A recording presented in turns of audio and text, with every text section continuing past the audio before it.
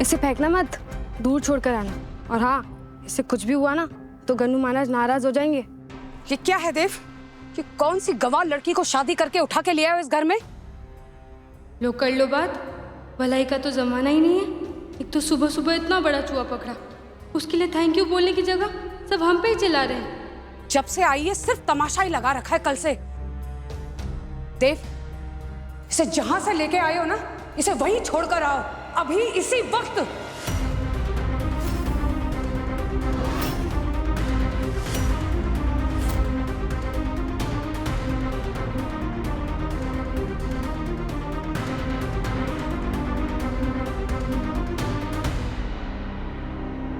तुम अंदर रूम में जाओ।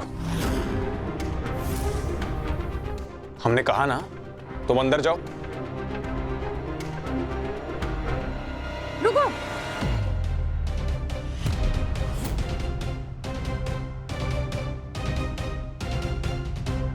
तुम्हें बात समझ में नहीं आ रही हमारी? हमने इस लड़की को यहाँ से जाने के लिए कहा है, अंदर आने के लिए नहीं। ये तो मुझे घर भेजने की बातें कर रही है। गंगा जी, मैं इस पारो प्रथा से आजाद हो जाऊंगी। पार्वती, तुम्हें सुनाई नहीं दे रहा है? हमने क्या कहा? अपने रूम में जाओ अभी के अभी।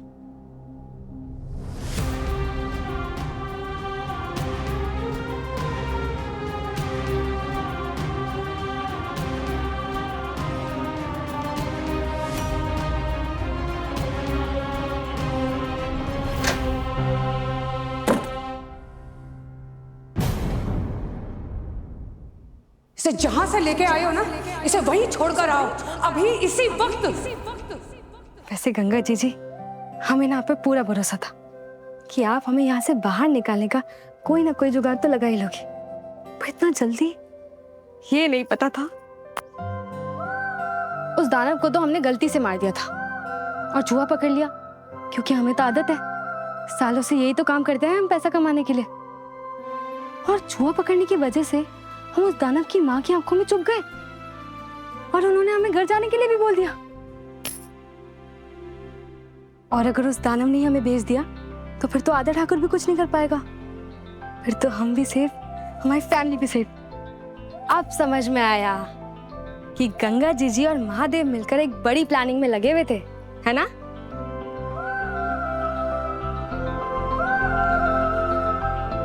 लेकिन वो दानव हमें वापस भेजने के लिए तैयार ही नहीं हुआ तो?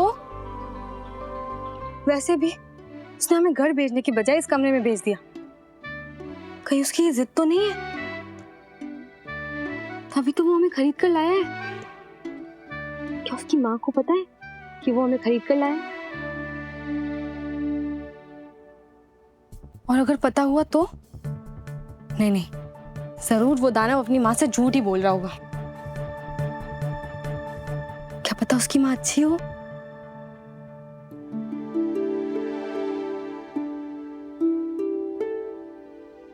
माँ, हमने आपसे कल भी कहा था कि पार्वती अब हमारी पत्नी है। अग्नि को साक्षी मानकर हमने शादी की, कसमें खाई हमने।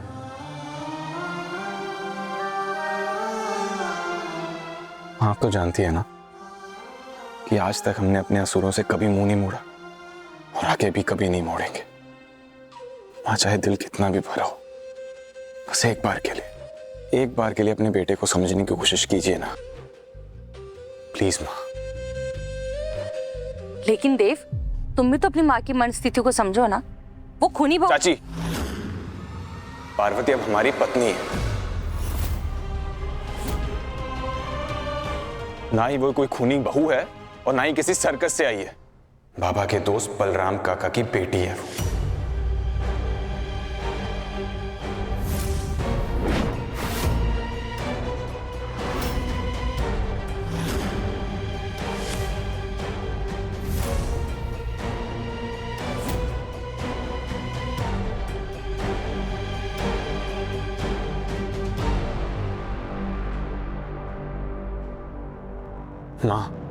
माँ, हमने वचन दिया है बाबा को भी और बलराम काका को भी कि चाहे कोई भी सिचुएशन हो, कैसे भी हालात हो, हम पार्वती का साथ कभी नहीं छोड़ेंगे।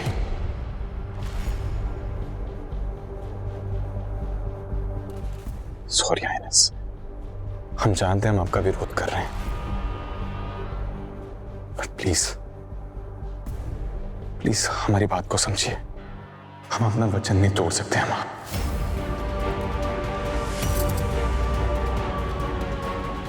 बलराम की बेटी?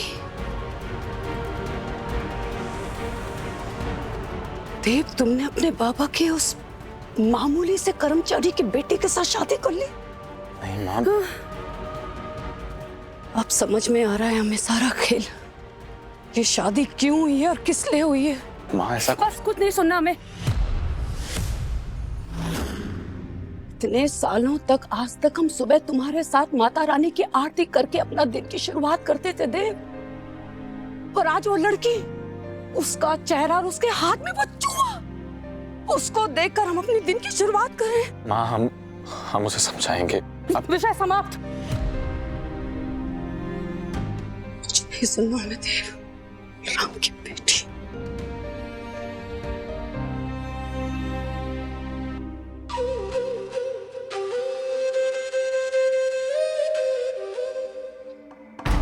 अब सासू मॉम, बलराम काका सेम गाय ना जो ताऊ जी के साथ रामपुर में काम करते हैं? हाँ बहुरिया, लेकिन काम तो बराबरी वालों के साथ किया जाता है।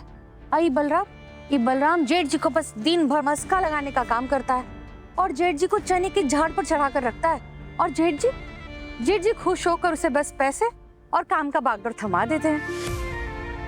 तो देव ने उनकी डॉटर के साथ वेडिंग कर ली? हाँ बहुरिया, कर तो ली। हाय मोरी मैया।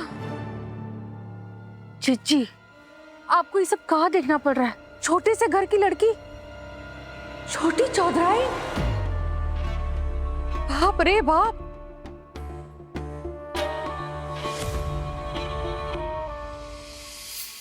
क्या पता वही एक उम्मीद की किरण हो। चांस तो लेना पड़ेगा पारो। हम जाएंगे, उनसे बात करेंगे, उनसे मदद मांगेंगे। ज्यादा से ज्यादा क्या ही होगा।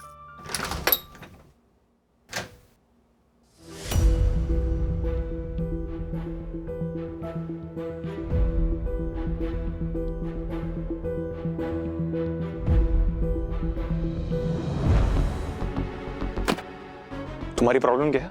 किसने बोला था जाके चूहा पकड़ने के लिए कूद पड़ो? एक तो ना कपड़े चेंज किए, ना मुंह धोया, कुछ भी नहीं, सीधा मुंह उठा के चल पड़ी। क्यों?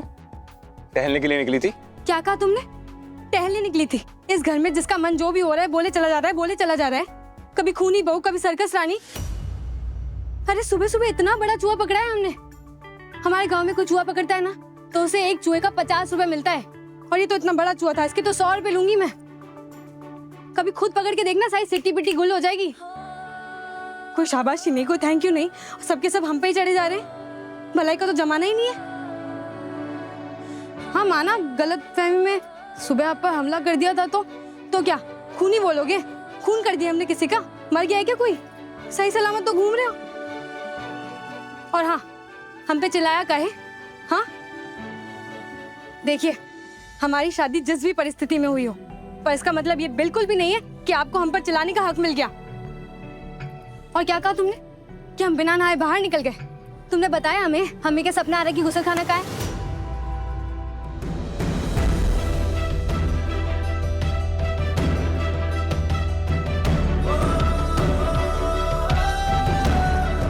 जब इतना गुस्सा आया हो ना तो बीपी बढ़ जाता है, स्ट्रोक आ सकता है, तुम्हें मर सकती हो। तुम समझ रही हो?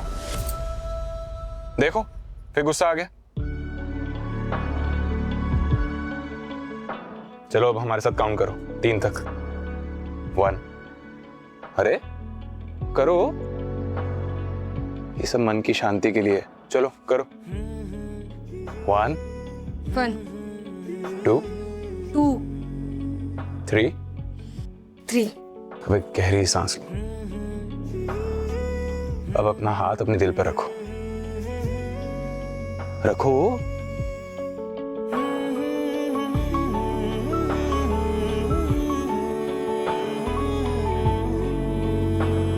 अब बताओ, धड़कन स्लो हुई?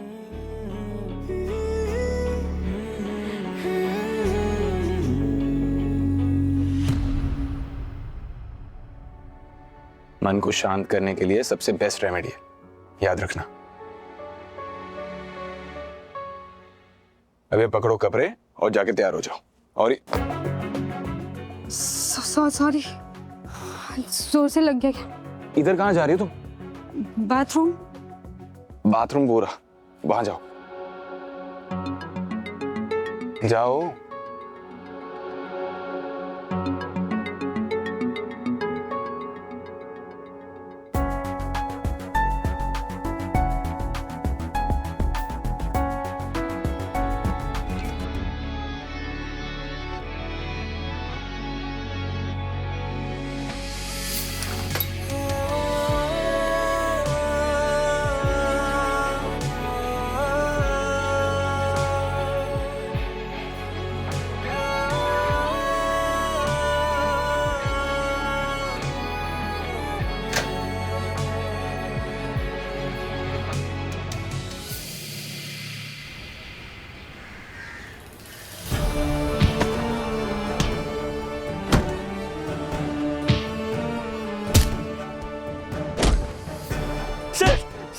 सेठ बचा लो सेठ।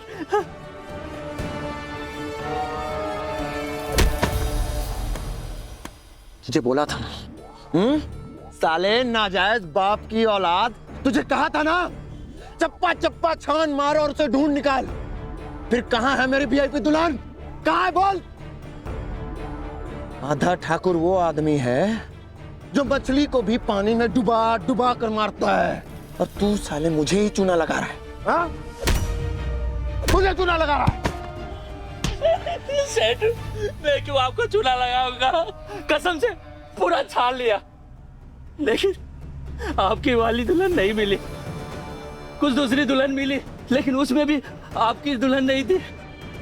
कहीं तो बहकर पता नहीं कहां चली गई। अरे तू गलत आदमी पर भड़क रहा है। ए, लेके जाओ इसको ऐसे।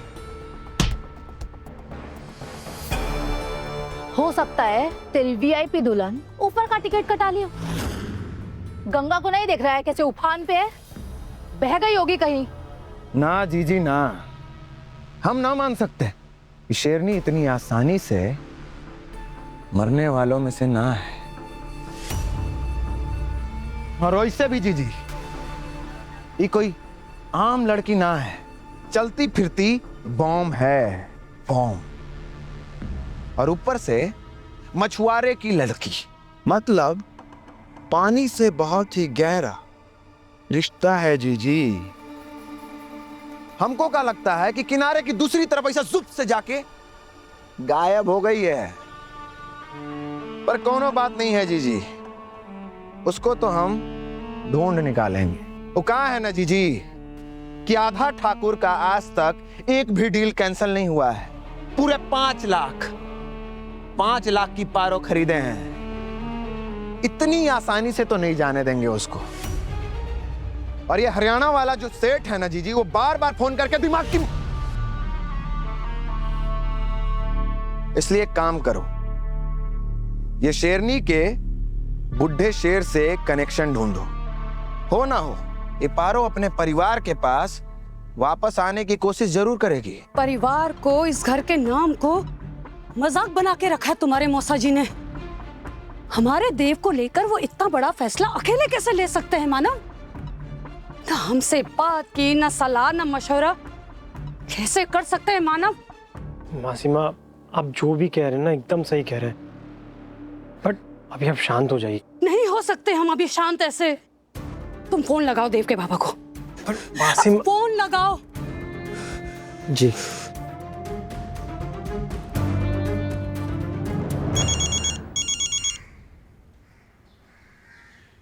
हेलो। हेलो मौसा जी, प्रणाम। देव और पार्वती सही सलामत पहुंच गए? हाँ, वो लोग पहुंच गए यहाँ पे सही सलामत, लेकिन ये क्या किया आपने? हाँ, क्यों किया ऐसा? हमारी जिंदगी बर्बाद की इतने सालों पहले वो कुछ कम नहीं था चौधरी साहब, जो आप हमारे देव के पीछे पड़ गए। अंबिका, मेरी बात सुनो प्लीज। हमें कुछ नहीं सुनना चौधरी साहब, थक गए हैं हम आपकी बातों की सफाई सुन सुन के। क्या किया आपने हमारे बेटे के साथ? शादी जैसे पवित्र रिश्ते को आपने समझौते में बदल दिया। जब आप हमें छोड़कर गए थे ना चौधरी साहब, तब हम एक सेकंड के लिए नहीं टूटे। हमने ये घर भी संभाला, ये कारोबार भी संभाला, लेकिन हमें संभालने वाला कौन था? देव। देव हमारी ताकत था चौधरी साहब, और आपने देव की जिंदगी बर्बाद करके रख दी। कितना मजबूर किया होगा आपने उसे, जो उसने इतना बड़ा फैसला लिया हमसे बिना पूछे।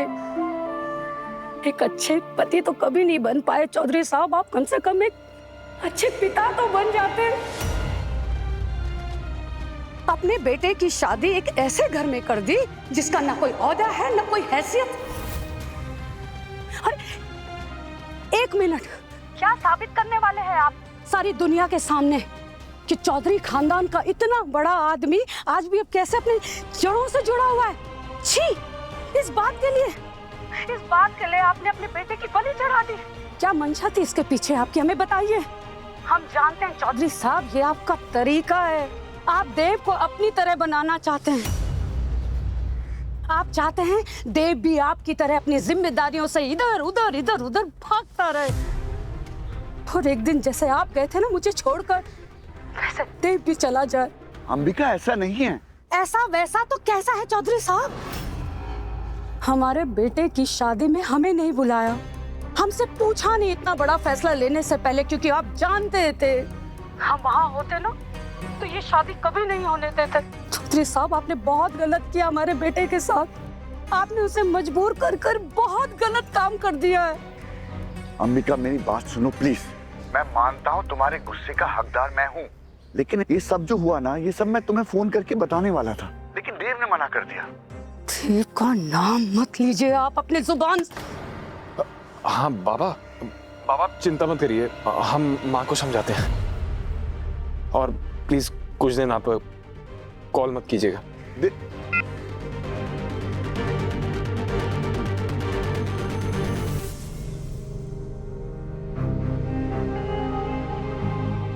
माँ, हम आपको एक बात बिल्कुल क्लियर कर देते हैं। बाबा ने हमें शादी के लिए कोई जबरदस्ती नहीं की। हमने पार्वती से शादी अपनी मर्जी से की है।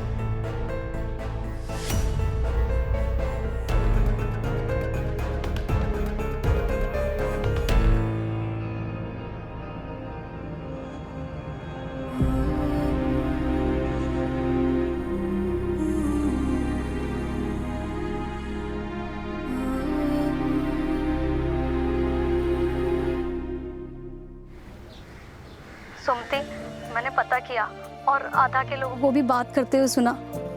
वो तो ये भी नहीं जानते कि पारो जिंदा भी है कि नहीं, पर हमारा मन कह रहा है पारो सही सलामत होगी। सही कह रही हो दीदी। मेरी पारो की तो सखी है ना गंगा मैया, तो वो उसे कुछ नहीं होने देंगी। मेरे पारो का इतना बड़ा त्याग देखकर गंगा मैया ने उसकी रक्षा जरूर करी होगी। दीदी, मेरी पारो को गंगा मैया ने ऐसी जगह पहुंचा दिया होगा जहाँ वो सुरक्षित रहे। ठीक है जीजी, रखती हूँ।